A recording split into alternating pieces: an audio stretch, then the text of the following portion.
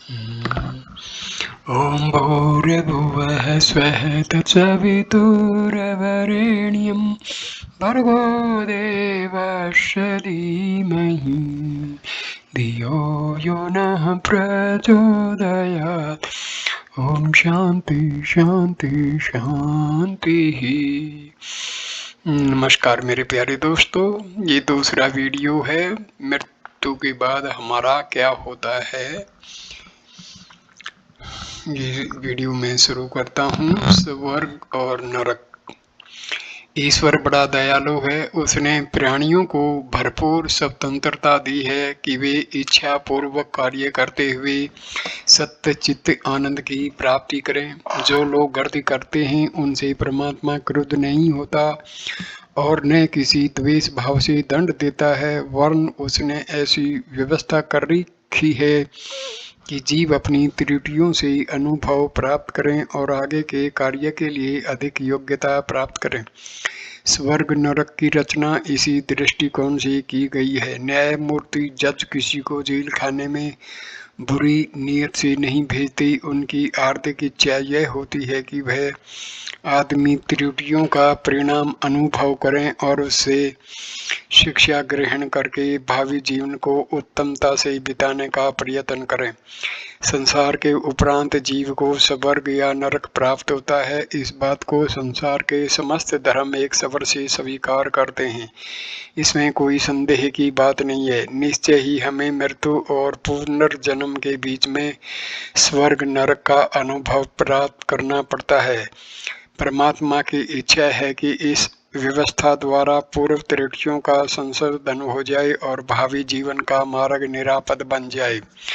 3 वर्ष या जितना समय जीव को परलोक में ठहरने के लिए अदृश्य चेतना आवश्यक समझती है, उसका पहला 1/3 भाग निद्रा में व्यतीत होता है, क्योंकि पूर्व जन्म के परिश्रम की उस काल में इतनी थकान होती है कि प्राणी इस समय अचेतन सा हो जाता है। इस समय वह दंड शिक्षा का कुछ अनुभव उसी प्रकार नहीं कर सकता जैसे कि क्लोरोफॉर्म सुंघाकर बेहोश किया हुआ रोगी अपने शरीर की चीर फाड़ का अनुभव नहीं करता। प्रारंभिक 1/3 भाग बीत जाने पर जीव स्वस्थ होकर जागृत होता है और पीछे के कार्यक्रम पर ध्यान देता है।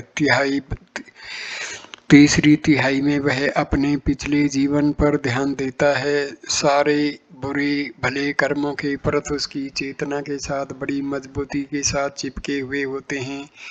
यह परत एक एक करके खुलते हैं, तब तक उनके कर्मों के बीज पक चुके होते हैं और वे फल के रूप में उपस्थित होते हैं। इस समय वे केवल स्मरण मात्र ही नहीं वरन अपना एक फल साथ लाते हैं। जीवन में हम जो कुछ बुरे भले काम करते हैं, साधारण तौर से कुछ दिन बाद उन्हें भूल जाते हैं, किंतु साक्षी रूप आत्मा जो अंतःकरण में बैठा हुआ है उन सब बातों को नोट करता है। मान लीजिए आपने चोरी की। चोरी करते समय अंतरात्मा धिक्कारती है, पर हम उसे नहीं सुनते और चोरी कर डालते हैं। किसी ने उस चोरी को देखा नहीं, किसी ने उस चोरी को देख नहीं पाया, तदनुसार प्रत्यक्ष रूप से कुछ दंड न मिला। आत्मा के अक्षेत्र में वह काम बीज रूप से उसी प्रकार बो जाते हैं जैसे खेत में गेहूं। कुछ समय बाद बाहर का मस्तिष्क उस चोरी को भूल जाता है, पर आत्मा नहीं भूलती। उसके खेत में वह बीज बराबर बढ़ता रहता है। खजूर की गुठली जब बोई गई थी तो उसका रूप दूसरा था, किंतु उसका परिवर्तित रूप खजूर का वृक्ष दूसरी तरह का होता है। पाप का स्वरूप दूसरा होता है, किंतु उसका परिवर्तित रूप दुख होते हैं। नरकों का वर्णन अनेक प्रकार से होता है। विभिन्न धर्मावलंबी उनकी रूपरेखा में कुछ फर्क बताते हैं। कुंभीपाक, वैतरणी, रौरव, दोजख, हेल आदि के वर्णन कुछ अलग हैं। ये विभिन्नताएं अधूरी हैं फिर भी सत्य हैं। हमारा मत है कि हर प्राणी के लिए अलग प्रकार का नरक होना संभव है। इस तरह जितने प्राण हो चुके उतने नरक हुए होंगे और आगे जितने होने वाले हैं उतने नए होंगे। कारण यह है कि हर व्यक्ति का दृष्टिकोण अलग होता है। एक पंडित जी को पाखाने में बंद कर दिया जाए तो उन्हें मृत्यु के समान कष्ट होगा, पर एक महत्र को दिन भर टट्टी साफ करते रहना कुछ भी नहीं अकरता। एक मनुष्य का छोटा सा फोड़ा हो जाए तो वह बहुत बड़ा दुख का अनुभव करेगा। दूसरे वे भिखारी होते हैं जो अधिक भिक्षा प्राप्त करने के लिए अपने घावों को बढ़ाते हैं। यदि उनका फोड़ा अच्छा हो जाए तो उन्हें दुख होता है। फांसी मृत्यु के दंड से कुछ लोग अत्यंत भयभीत होते हैं, किंतु कुछ लोग फांसी के फंदे को प्यार से चूमते हैं और गीत गाते हुए रस्से को अपने हाथ से गले में बांधते हैं। कुंभी पाक के बारे में कहा जाता है कि यह नरक भीतर पोले कुएं की तरह होता है और उसके ऊपर के भाग में एक छोटा सा छेद होता है। कुआं खोदने वाले या कुएं की कोठी पानी में चलाने वाले यदि इस नरक में बंद कर दिए जाएं तो उन्हें कुछ भी बुरा नहीं लगेगा। एक आदमी में चांटा मार दिया जाए तो उसे तलवार के आघात जैसा दुख होगा, किंतु दूसरे में 50 जूते मारे जाएं तो भी 10 मिनट बाद हंसता नजर आएगा। इन्हीं सब कारणों से अलग अलग मानसिक स्थिति वाले लोगों के लिए अलग अलग प्रकार के नरकों की आवश्यकता है। पुराणों में ऐसा वर्णन है कि यमदूत घसीट कर एक नरक में ले जाते हैं। ये यमदूत कोई स्वतंत्र प्राणी नहीं है, केवल जीव के मानस पुत्र हैं।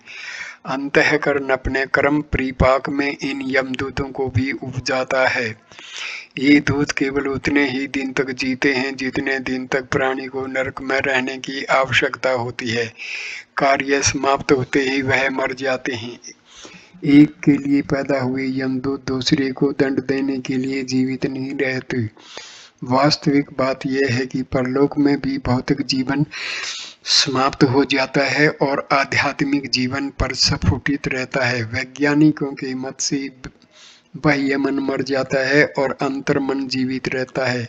वकीलों की काट छांट, पंडितों की शास्त्रार्थ शक्ति यहाँ ढूंढने पर भी दिखाई नहीं देती। छिपाने का दम बिल्कुल विदा हो जाता है। जिस अंतरात्मा में पाप बीज बोए थे वह खेत प्रौढ़ रूप से उस प्रकार सचेत हो जाता है जैसे कि जीवित अवस्था में बाह्य मस्तिष्क, मन, बुद्धि, चित्त, अहंकार का चतुष्टय, 10 इंद्रियां, इन सब के सम्मिश्रण से बना हुआ सूक्ष्म शरीर उसमें वैसा ही अचेतन रहता है जैसा कि जीवित अवस्था में गुप्त मस्तिष्क। हम देखते हैं कि एक मेस्मरिज्म करने वाला बाहरी मस्तिष्क को निद्रित कर देता है और भीतरी मस्तिष्क को यह आज्ञा देता है कि तुम पानी में तैर रहे हो, तो वह व्यक्ति बिल्कुल यही अनुभव करता है कि मैं पानी में तैर रहा हूँ। सचमुच पानी में तैरने और इस झूठ मूठ के तैरने में रत्ती भर भी फर्क उसे मालूम नहीं होता। यही बात उस नरक की है। उस नरक की उन यमदूतों की कोई अलग सत्ता नहीं होती, न परलोक में कोई अलग न्यायाधीश, जज, मुंशी पेश कर बैठते हैं। प्रतिदिन अरबों खरबों जीव मरते हैं। इन सबको दंड देने के लिए उनसे दूने चौगुने तो यमदूत चाहिए और असंख्य दफ्तर, जेल खाने, नरक आदि। इतने अलग पखेड़ों का स्वतंत्र रूप से होना किसी प्रकार संभव और सत्य दिखाई नहीं पड़ता। बेशक हर व्यक्ति के लिए अलग अलग नरक हो सकते हैं क्योंकि वह उसके साथ पैदा होते हैं और नष्ट हो जाते हैं। अंतरात्मा में जमे हुए पाप संस्कार प्रकाश के रूप में जब प्रकट होते हैं तो इतनी शक्ति रखते हैं कि सूक्ष्म शरीर को भलात उसके सामने आना पड़ता है। सर्प के नेत्र तेज से खींचकर पक्षी उसके मुंह में चले जाते हैं। संभव है कि वे अपने मन में उस समय ऐसा ख्याल करते हों कि हमें कोई स्वतंत्र जीव पकड़ने के लिए जा रहा है। कर्मफल की भोगनीय शक्ति द्वारा फल पाने के लिए आकर्षित किए जाते इसमें संभव है। सूक्ष्म शरीर ऐसा ख्याल करता है कि यमदूत मुझे पकड़कर खींच के लिए जा रहे हैं। इन यमदूतों का रंग, रूप, आकार, प्रकार भी अलग हो जाता है। हिंदू को लिए तिलक लगाए हुए, गदा धारण किए हुए राक्षसों की आकृति के हिंदू आते हैं। मुसलमानों के फरिश्ते दाढ़ी रखते हैं और शायद डर की टोपी भी लगाए हुए होते हैं। अंग्रेजी यमदूत कोट टोपी नेकटाई से सुसज्जित होते हैं। यह दूत बातचीत भी हिंदी, अरबी, अंग्रेजी या उस भाषा में करते हैं जिससे कि वह पूर्व जन्म में बोलता है। उनकी आकृतियां भी अलग-अलग विश्वासों के कारण अलग-अलग होती हैं। एक व्यक्ति बड़े दांतों में दिलचस्पी रखता है, दूसरा बड़ी आंखों में। तो एक का यमदूत बड़े दांतों वाला होगा, दूसरे का बड़ी आंखों वाला। यह यमदूत जिन्हें संस्कारों का तेज भी कह सकते हैं। सूक्ष्म शरीर उसकी इच्छा के विरुद्ध भी दंड देने के लिए हाजिर करते हैं। दुष्कर्मों का फल है दुख। सूक्ष्म शरीर को वेदना, पीड़ा, कष्ट देने के लिए अंतरात्मा एक स्वतंत्र नरक बना देती है। उनमें गिद्ध, कौवे, खोंट खाने वाले, वैतरणी पार करने वाले, उल्टे लटकने, पिटने, आग में जलने के दृश्य उपस्थित होते हैं। यह या केवल अपमान करने, खरी खोटी सुनाकर लज्जित करने की व्यवस्था होती हो। यह अलग अलग मानसिक स्थिति के ऊपर निर्भर है। इस नारकीय यंत्रणा का मंतव्य यह है कि जीव दुख अनुभव करे। पाप कर्म और उनके फल, इन दोनों को साथ साथ देखकर वह यह समझ ले कि इसका यह फल होता है। दंड कितने समय तक और कितनी मात्रा में मिलना चाहिए, इसका माप यह है कि जितने से वह अपना सुधार कर ले। जज छोटे अपराधों के लिए छोटी सजा देता है, बड़े अपराधों के लिए बड़ी।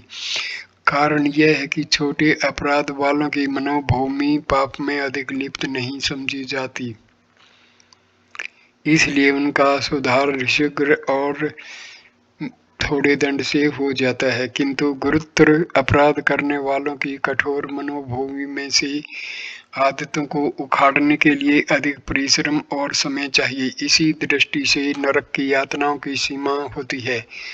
दुष्ट कर्मों के प्रत एक एक करके उखड़ते जाते हैं और अपना प्रभाव दिखाकर नष्ट हो जाते हैं।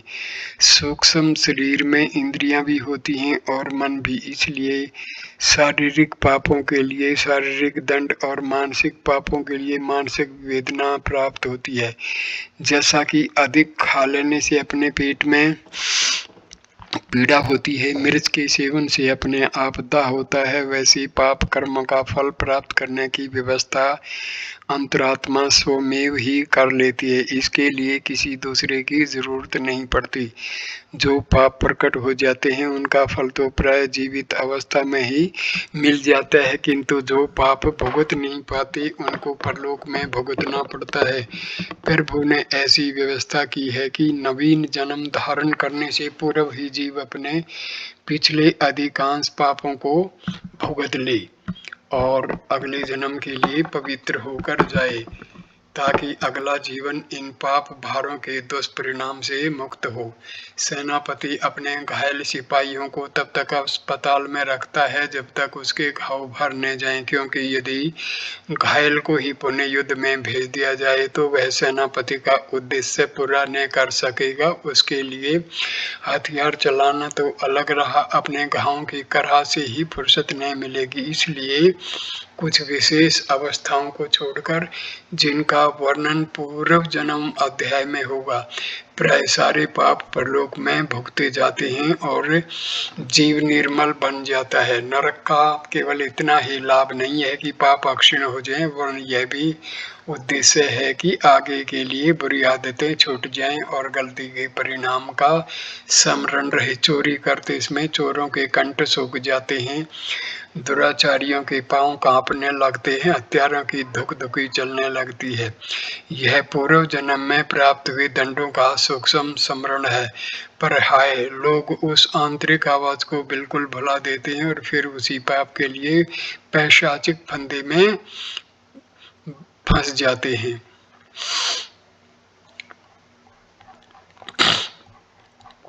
स्वर्ग। जिस प्रकार पाप कर्मों का फल नरक है, उसी प्रकार शुभ कर्मों का फल स्वर्ग है। पाप क्या है और पुण्य क्या? यह प्रश्न बड़ा पेचीदा है। इस पर एक स्वतंत्र पुस्तक छपी है। इस समय तो इतना ही समझ लेना चाहिए कि प्रेम तथा हार्दिक पवित्रता के साथ किए हुए कार्य पुण्य एवं स्वार्थ पाखंड के साथ किए हुए कार्य पाप हैं। पाप पुण्य की व्याख्या बुद्धि के द्वारा ठीक न हो सके तो भी अंतरात्मा उसे जानता है। गूंगा मनुष्य यदि मिठाई और नमकीन का स्वाद न बता सके तो भी उस स्वाद को जानता है। पुण्य कर्मों से तत्क्षण आत्मा में एक शांति प्राप्त होती है, उसके विरुद्ध पाप कर्मों में एक जलन उठती है। मजहबी कर्म कांड मन की पवित्रता में कुछ सहायता दे सकते हैं, पर वे स्वयं कोई धर्म नहीं है। शंख फूंकने या घड़ियाल टनटनाने से कुछ धर्म नहीं होता। इससे मनोभूमि को पवित्र करने में कुछ सहायता मिलती है। यदि किसी का मन ऐसा दुष्ट हो कि उसके अंदर दुर्भावनाएं ही उठती रहें तो कभी कोई कर्म कांड उसे स्वर्ग नहीं पहुंचा सकता। अज्ञानी लोग मजहबी कर्म कांडों को स्वर्ग का साधन समझते हैं। यथार्थ में वह बहुत ही तुच्छ साधन मात्र हैं। मजहबी रीति रिवाज धर्म नहीं हो सकती। दया, प्रेम, उदारता, सत्य परायणता धर्म के अंग हैं। आत्मा को संतोष देने वाली आंतरिक सद्वृत्तियां ही पुण्य कही जा सकती हैं। उनके द्वारा ही स्वर्ग प्राप्त होना संभव है। अंधविश्वासों में पड़े रहना अंधेरे में भटकने के बराबर है। जैसे जीवन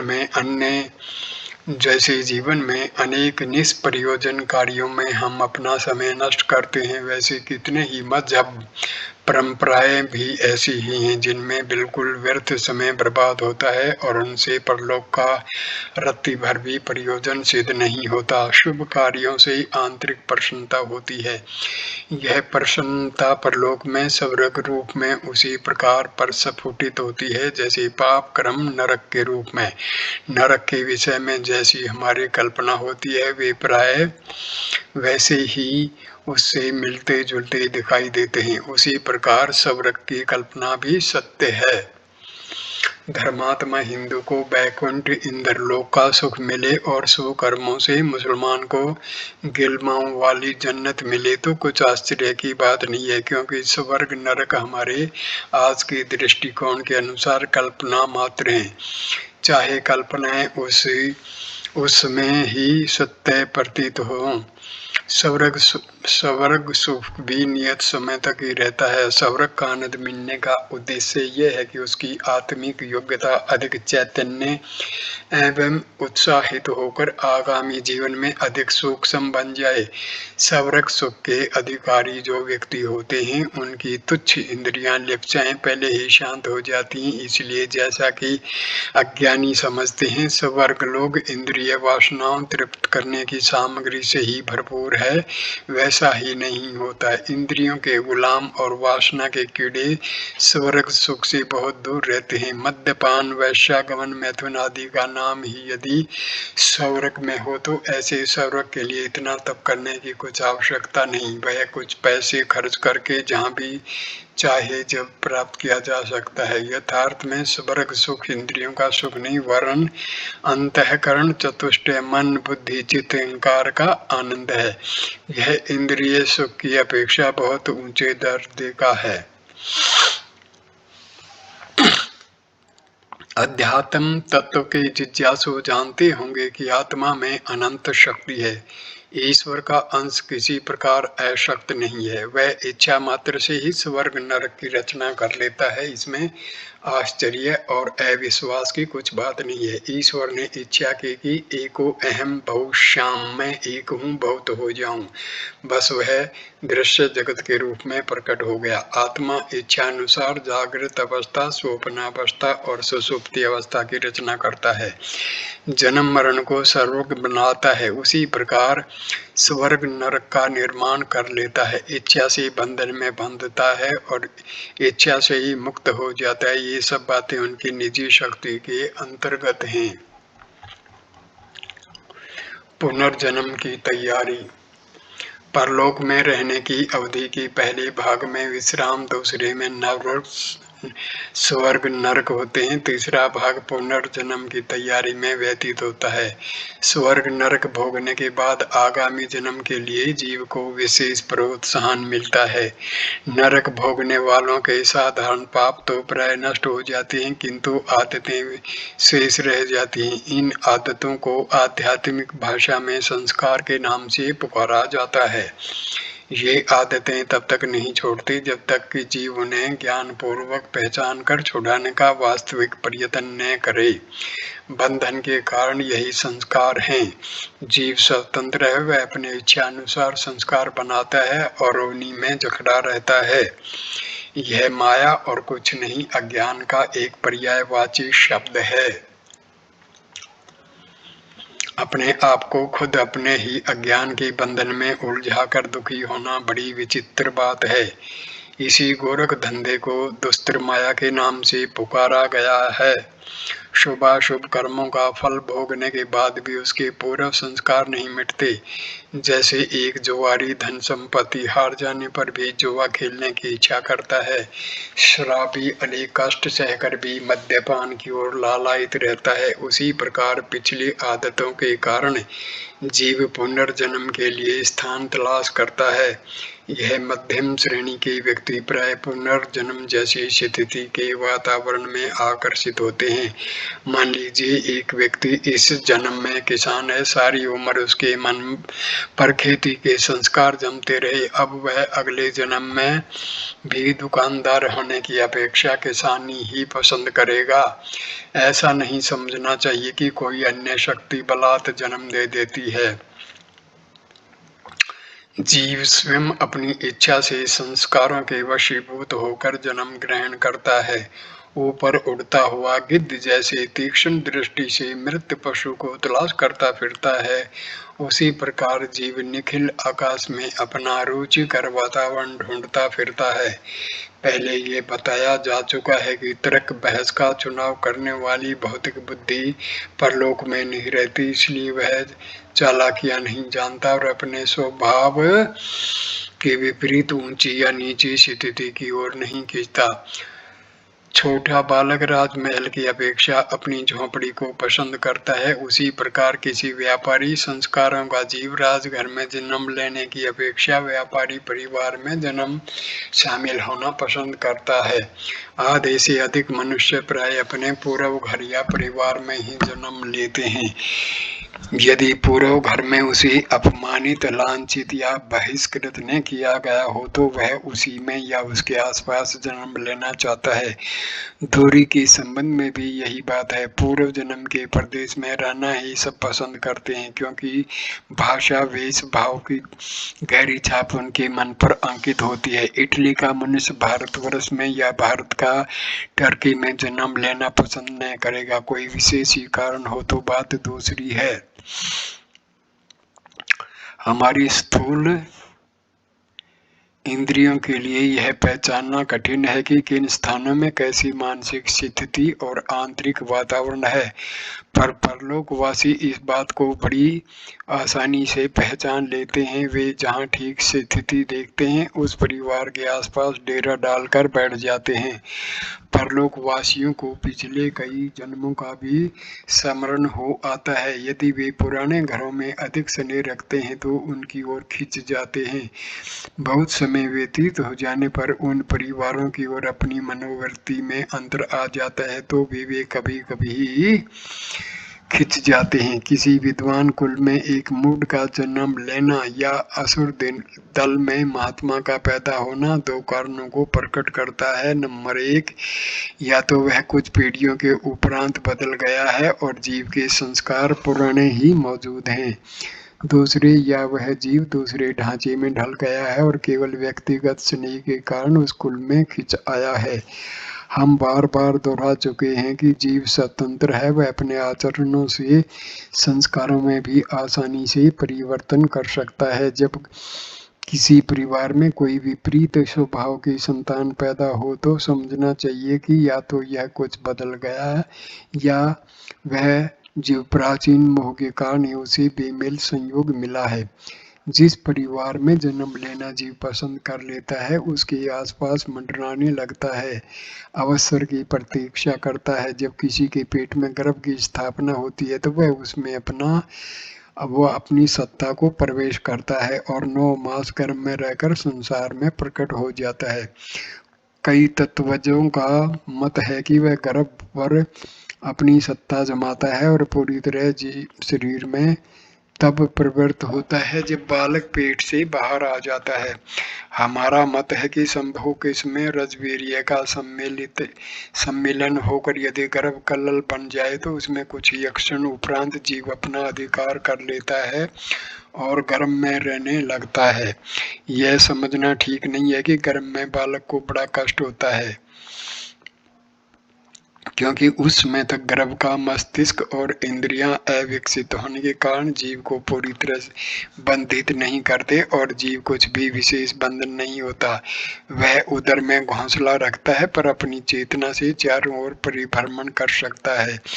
जन्म लेने के कुछ ही समय पूर्व जब गर्भ की इंद्रियां पूर्णतः परिपक्व हो जाती हैं तो जीव की स्वतंत्रता नष्ट हो जाती है। तब वह तुरंत ही बाहर निकलने का प्रयत्न करता है। इसी समय को प्रसव काल कहा जाता है।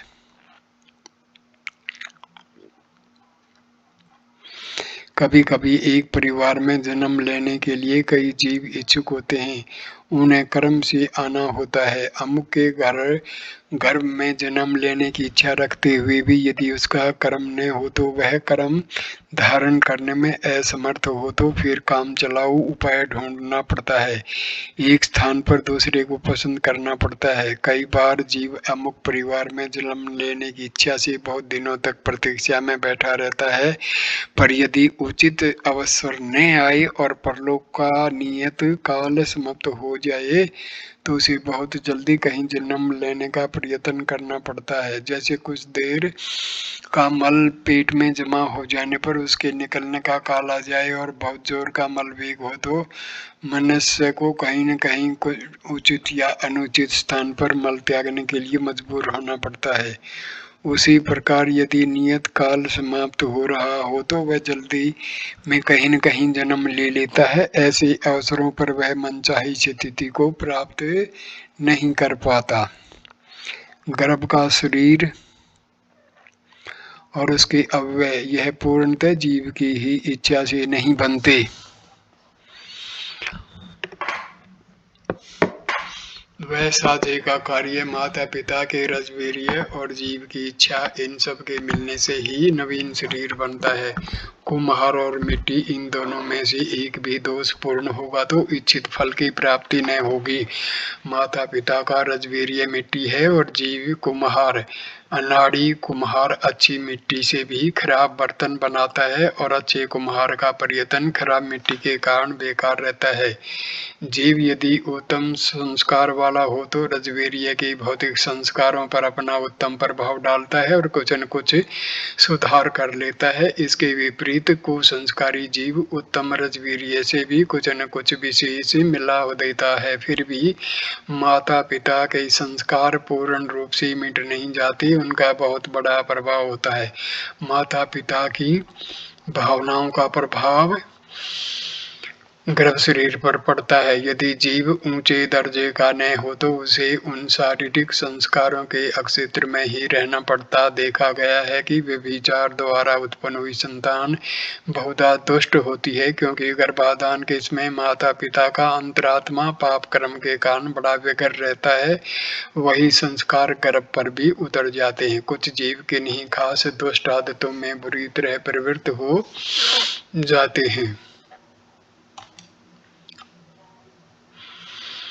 और वे किन्हीं इंद्रियों का बार बार दुरुपयोग करते हैं। हर बार उन्हें नरक भोगना पड़ता है, पर वे आदत से इतने मजबूर होते हैं कि दंड भोग कर उसे भुला देते हैं और फिर उसी आदत का अनुसरण करने लगते हैं। ऐसे जीवों की वे इंद्रियां कुछ जन्मों के लिए छीन ली जाती हैं। जैसे मध्य प्रांत के मंत्री मिस्टर खैर को कांग्रेस की सदस्यता से 5 साल के वंचित कर दिया गया था, या जैसे बंदूक का दुरुपयोग करने वालों से सरकार लाइसेंस जब्त कर लेती है। इसी प्रकार अदृश्य सत्ता यह आवश्यक समझती है कि इसकी अमुक इंद्रियों को जब्त कर लिया जाए ताकि वह आदत अगले जन्म में छूट जाए। जन्म से गूंगे, बहरे, अंधे, अपाहिज, नपुंसक वे होते हैं जिनने अपनी उन इंद्रियों को अनुचित रीति से उपयोग करने की आदत डाल ली होती है। फिर भी यह भोग योनि नहीं है। जीवात्मा उनका भी जागृत होता है और वे चाहें तो इच्छा अनुसार अंधकार से प्रकाश की ओर चलने के लिए स्वतंत्र हैं। कुछ मनुष्य इतने दुष्ट होते हैं कि वे जीवन भर अपनी सारी इंद्रियों का दुरुपयोग ही दुरुपयोग करते हैं। उन्हें जड़ योनियों में जाना पड़ता है। वृक्ष आदि में जन्म लेना भोग योनि है। उनमें जीव तो रहता है पर क्रियाशील चेतना का अधिकांश भाग जब्त कर लिया जाता है। इन भोग योनियों में जन्म प्राप्त होना प्रभु की ही कृपा का चिन्ह है, क्योंकि बिना जड़ योनि मिले उन दुष्ट संस्कारों को भुला सकना उस अज्ञानी के लिए कठिन है। जब तक कि वह पुरानी बुरी आदतों भूल नहीं जाता, अब उसकी उन्नति का क्रम यहीं से आरंभ होता है। वृक्ष के बाद कीड़े मकोड़े, फिर पशु पक्षियों की योनियां धीरे धीरे पार करता है। क्रमशः अधिक ज्ञान वाली योनि को अपनाता जाता है। डार्विन के उस मत को हम झूठ नहीं बताते जिसके अनुसार वह कहता है कि एक छोटी सी कीड़े से बढ़ते बढ़ते जीव पशु पक्षियों की योनि धारण करता हुआ मनुष्य बनता है। हिंदू धर्म शास्त्र इन योनियों की संख्या 84 लाख मानती है। भौतिक विज्ञानी उनकी संख्या इससे भी अधिक बताते हैं। जो भी हो, यह निश्चित है कि दुष्ट कर्म करने वाले अपनी इंद्रियों को बार बार अनुचित रीति से प्रयोग करने वाले जड़ योनियों में जन्म लेते हैं और फिर वहां से उन्नति करते करते मनुष्य शरीर प्राप्त करने में हजारों लाखों शरीर बदलने पड़ते हैं। किसी योनि में उन्नति क्रम रुक गया तो वह योनि एक से अधिक बार भी ग्रहण करनी पड़ती है। जैसे फेल हो जाने पर विद्यार्थी को दूसरे वर्ष भी उसी कक्षा में पढ़ना पड़ता है।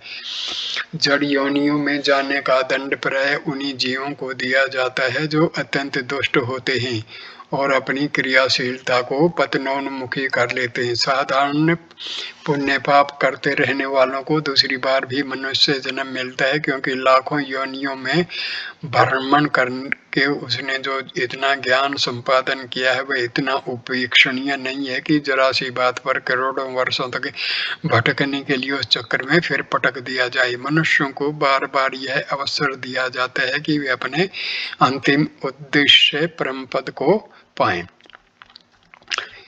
इस वीडियो को मैं यहीं पर विश्राम देता हूं। अगला वीडियो, तीसरा वीडियो हम शुरू करेंगे भूत प्रेत के टॉपिक से। ये वीडियो देखने के लिए धन्यवाद दोस्तों। इस वीडियो को लाइक करना, कमेंट करना, शेयर करना और चैनल को सब्सक्राइब करना मत भूलना। नमस्कार।